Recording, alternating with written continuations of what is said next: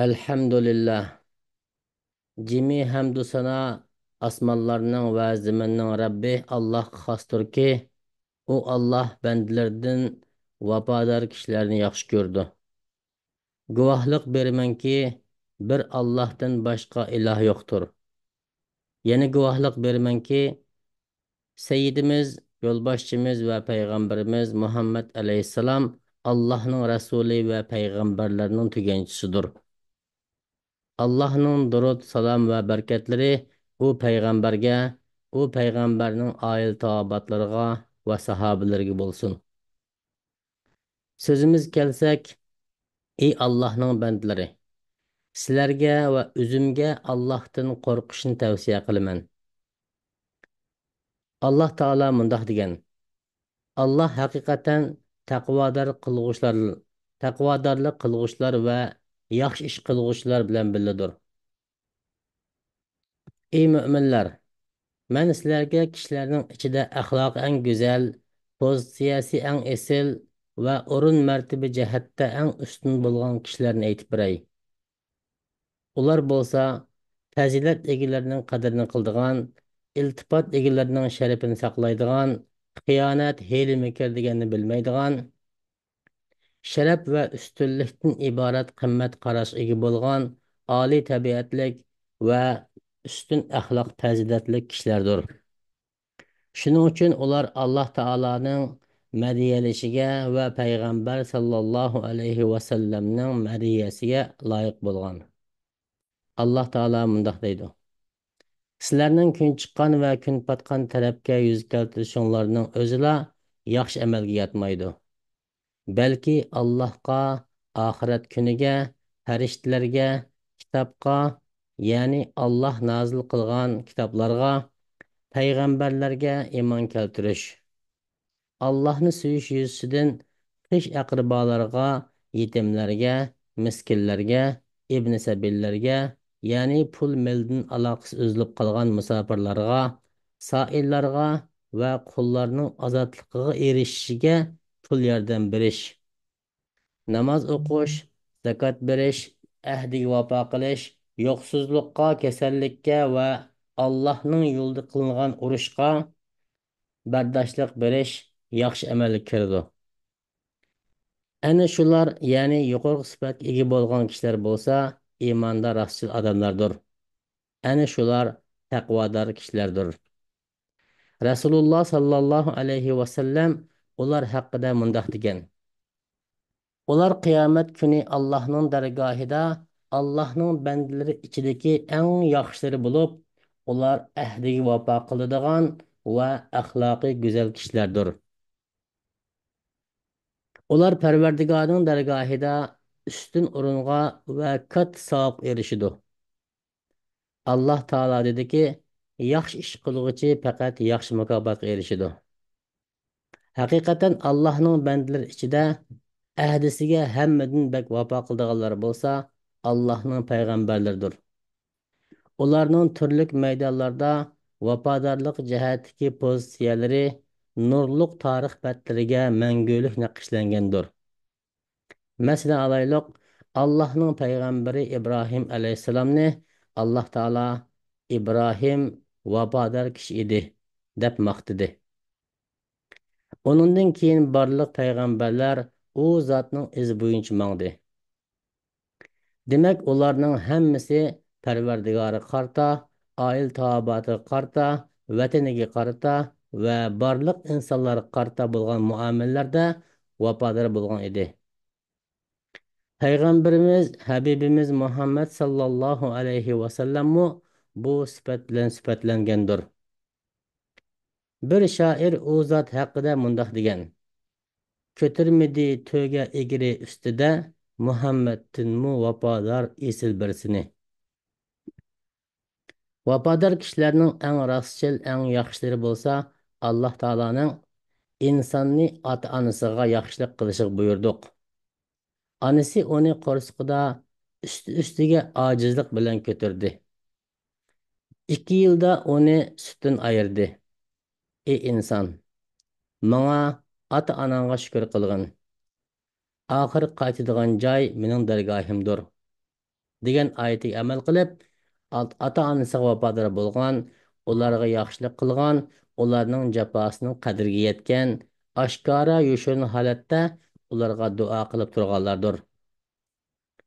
Demak, kimki ota-onasiga vafodor bo'ldi ekan, Parvardigorning uningdan rozi bo'lganligi va butun maxluqotning uni yaxshi ko'rganligidan xushal bo'lsin.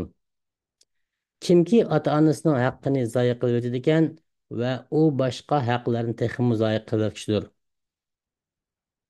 Ota-onasiga vafodor bo'lmagan farzanddan boshqa vafodorlikni kutish xom xiyoldan iborat. Shaksizki, vafodorlarning eng yaxshisi va eng esili oilasiga vafodor bo'lganlardir. Ularning bu jihatdagi ulgisi Rasululloh sallallohu alayhi vasallamdirki, u zot ayoli Xadija radhiyallohu anhaga vafodor bo'lgan edi. Payg'ambarimiz bu ayolni maqtab, yaxshiliklarni e'tirof qilib va fazilatini bayon qilib mundoq degan: U Xadija, ya'ni boshqa insonlar, u Xadija bo'lsa, boshqa insonlar menga kofir bo'lganda imoyat qildi. Boshqa insonlar meni yolg'onga chiqarganda meni tasdiqlagan edi. Va boshqa insonlar meni mahrum qilganda menga pul meli bilan yordam qilgan edi. Ba'zi erlar borki, ayolning fazilat ortishlarini inkor qiladi. Yana ba'zi ayollar borki, erlarning yaxshiliklarini inkor qiladi. Ular bir-biri o'ttirdi bo'lgan yaxshiliklarni, sevgi, muhabbat, uns-ulbat lahzalarini unutib qolishidi. Alloh taolo aytadiki, o'zaro ihson qilishni unutmanglar. Alloh haqiqatan qilgan amalinglarni ko'rib turuvchidir. Ey Allohning bandalari, do'stlarimizga vafodor bo'laylik. Ular bilan nurg'unlagan o'ltirib qopishlarimiz va go'zal ashlarimiz bo'lgandir. Shunga ularning do'stlik haqqiga rioya qilishimiz kerak. Payg'ambarimiz sallallohu alayhi vasallam hamrohi Abu Bakr Siddiq radhiyallohu anhuga vafodor bo'lgan edi. Uning fazilatini eslab, haqiqatan menga jini va meni bilan hammadan bak saxiy qilgan kishi bo'lsa, Abu Bakrdir degan edi. Haqiqatan rostchil, vafodor, ixlosmon, qalbi pokiz, ishonchlik, roziman kishi bo'lsa, Alloh vataniga qarata ahd qilgan va'dasiga vafo qiladigan kishidirki, u butun vujudi bilan vataniga xizmat qiladi. Vatanni, zaminni qo'g'dash uchun barliqni bag'ishlaydi.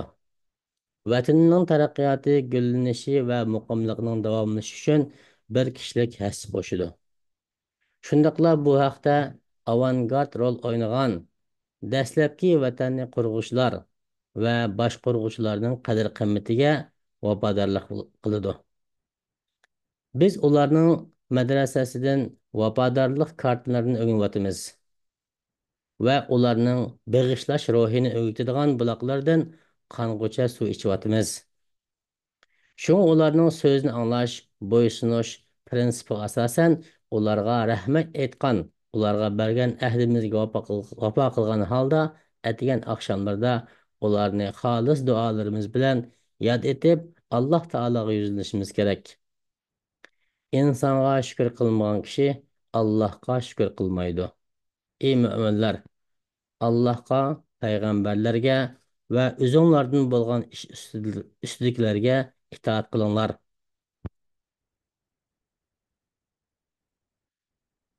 Alhamdulillah. Qiyinchilik vaqtlarda vafodorlarning maydoni oshkor bo'ladi. Aziz davlatimiz Arab Birlashma Xalifaligi o'zining dag'dam yo'lida mangan holatda saxiy qulini hammaga so'zidi. Yaxshilik bulutlari uzilib qolmaydi. Bu davlatga xor qilg'uchilar ziyon yetkazolmaydi. Mengayotgan yo'lni shak qilg'uchilar to'xtatib qo'yolmaydi.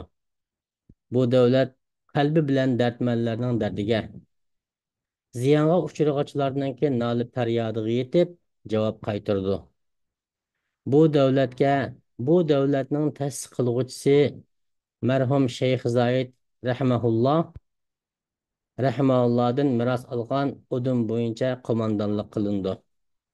Shundaqla payg'ambar sallallohu alayhi vasallamning kishilarning Allohga eng suyumli bo'lgani ularning kishilarga eng manfaat yetkazgundir degan so'zga binoan bu davlatning insoniy vijdoniy kasallarni davolashga, och qolganlarga taom berishga va muhtojlarga yordam qo'lini suzishga bitirdi.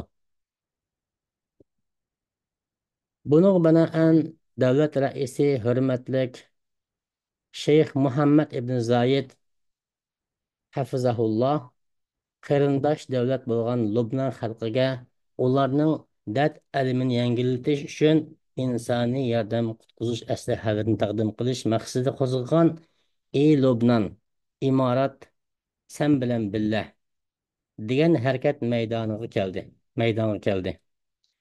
Ey vafodor yordamsevar insonlar, bu harakatga hasb qo'shish oldiranglar. Chunki qiyinchilik vaqtlarda boshqalarga yordam qilish darajalarning ko'tarilishiga va balo qazolarning yo'q bo'lishiga sabab bo'luvchidir. O'z navbatida bu Alloh taolo davon eshishning nemaligini qandoq bilading? Davon eshish degan pul uzatqanmoqdir yoki ocharchilik kunda tuqqanchiligi bo'lgan yetimga yoki to'pida yotgan miskin, ya'ni holi nachar kambag'alga ham tomoq bermakdir. Yoki ocharchilik kunda tuqqanchiligi bo'lgan yetimga yoki to'pida yotgan miskin, ya'ni holi nachar kambag'al kishiga tomoq bermakdir.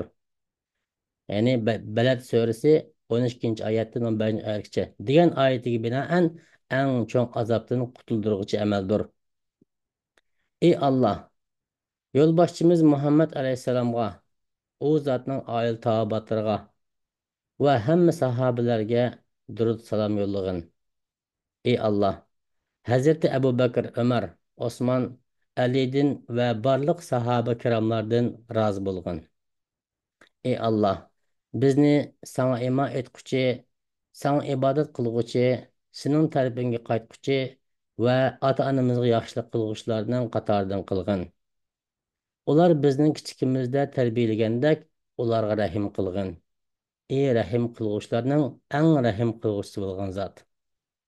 Ey Alloh, bizga dunyodami yaxshilik ato qilg'in, oxiratdami yaxshilik ato qilg'in. Bizni do'zax azobidan saqlag'in. Va sallallohu ala Muhammad va ala alihi va ashabihi ajma'in. Bi rahmatika ya rahman rahimin.